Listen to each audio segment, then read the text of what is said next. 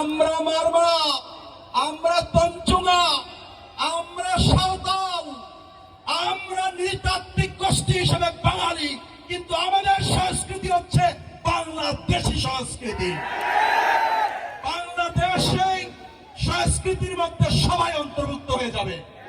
আমি চাকমার সংস্কৃতি সম্মান করি, সাঁওতালের সংস্কৃতি সম্মান করি, আমার যে সংস্কৃতি এটাকেও আপনার সম্মান করতে হবে।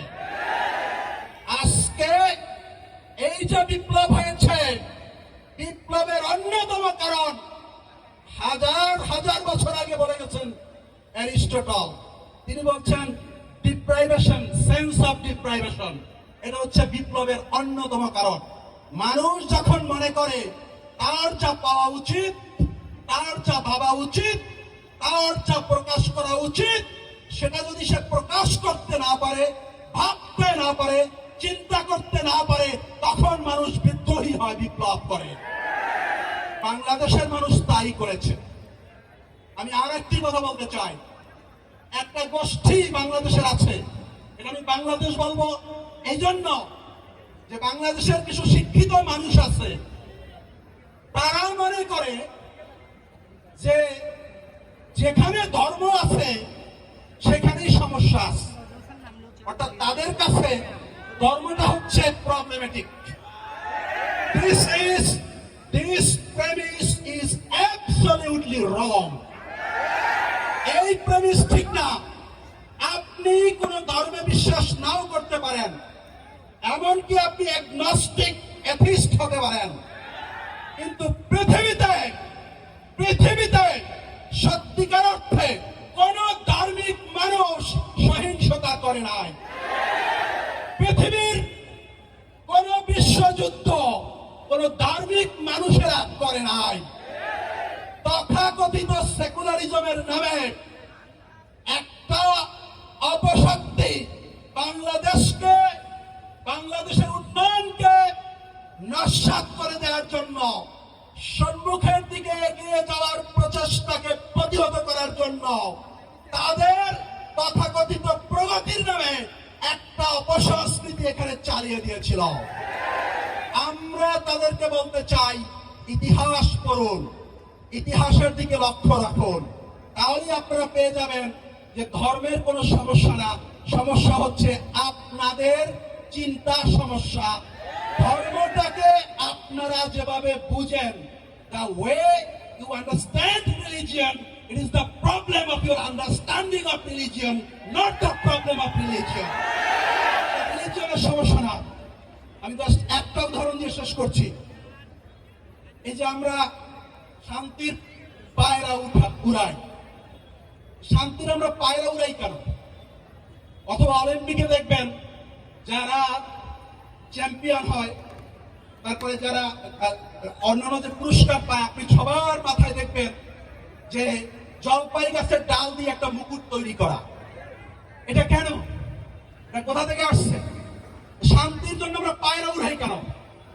ইতিহাস সাক্ষ্য দেয়, জুডাইও খ্রিস্টান ট্র্যাডিশন এন্ড কালচার এবং এগেইন এর পাশাপাশি ইসলাম, এই ইতিহাস তাদের সংস্কৃতি স্পষ্ট করে বলে যে প্রফেট নোয়াহ আলাইহিস সালামের সময় আমরা সবাই জানি ডেলিউজ হয়েছিল, বন্যা হয়েছিল।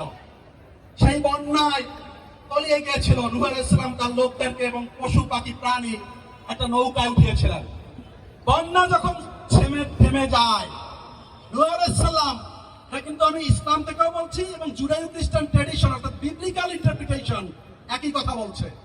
প্রফেট নূহ আলাইহিস সালাম তিনি এক জোড়া কবুতর তখন ছেড়ে দিয়েছিলেন, বুঝতে যে কোথাও আশেপাশে স্থলভাগ আসে কিনা।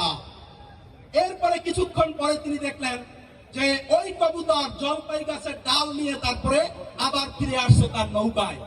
এর মাধ্যমে তিনি তখন বুঝেছেন যে আশেপাশে স্থলভাগ আছে, অর্থাৎ সমস্যা শেষ হয়ে যাচ্ছে, শান্তি আসছে।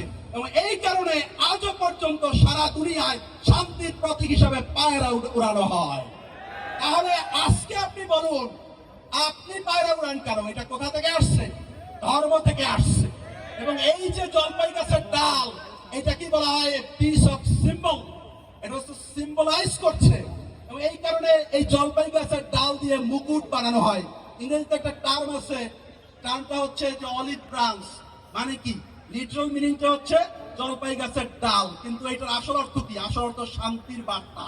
আমরা বিশেষ করে ইন্টারন্যাশনাল রিলেশনসে, পার্টিকুলারলি ইন ডিপ্লোম্যাটিক নেগোসিয়েশনস, আমরা দেখি যখন এক দেশ আরেক দেশের প্রতি শান্তির বার্তা জানায় তখন বলে জাস্ট অফার্স অলিভ ব্রাঞ্চ। এটা কোথা থেকে আসছে? এটা ধর্মের কালচার থেকে আসছে। আমি এইটা বলে শেষ করছি যে এই যে সংস্কৃতির যাত্রা শুরু হয়েছে, সবাইকে বলতে দিতে হবে, যদি আপনার পছন্দ না হয় আপনি আপনার সংস্কৃতি দিয়ে মোকাবেলা করবেন, কিন্তু কোন অবস্থাতেই গায়ের জোরে দমন পীড়ন করে কোন সংস্কৃতিকে নস্যাৎ করা যাবে না, দমন করা যাবে না। যে সংস্কৃতি শুরু হয়েছে, ভবিষ্যতেও আমি কোন সংস্কৃতিকে অন্যকে, আমি ভায়োলেন্সের কথা আমি বলছি না, ভায়োলেন্স করা যাবে না।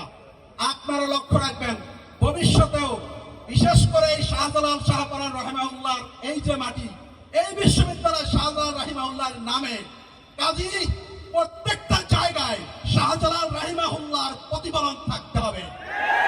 আমি আপনাদেরকে এই ভাগে বলতে চাই, আমি এখানে আজকে প্রায় 20 বছরের বেশি শিক্ষকতা করতেছি। এই বিশ্ববিদ্যালয় শাহজালাল রাহিমাহুল্লাহর নামে প্রতিষ্ঠিত হয়েছে, অথচ তার জন্মদিন বা তার মৃত্যুদিন তাকে নিয়ে কোনো একটি আলোচনা এই বিশ্ববিদ্যালয়ে হয়নি। আগামীতে আপনারা খেয়াল রাখবেন, শাহজালাল রাহিমাহুল্লাহর আদর্শ, তার চিন্তা, তার চেতনার মধ্য দিয়ে একটা সংস্কৃতি এই দেশে প্রতিষ্ঠা করতে হবে। আপনাদের সবাইকে অনেক অনেক ধন্যবাদ। আসসালামু আলাইকুম।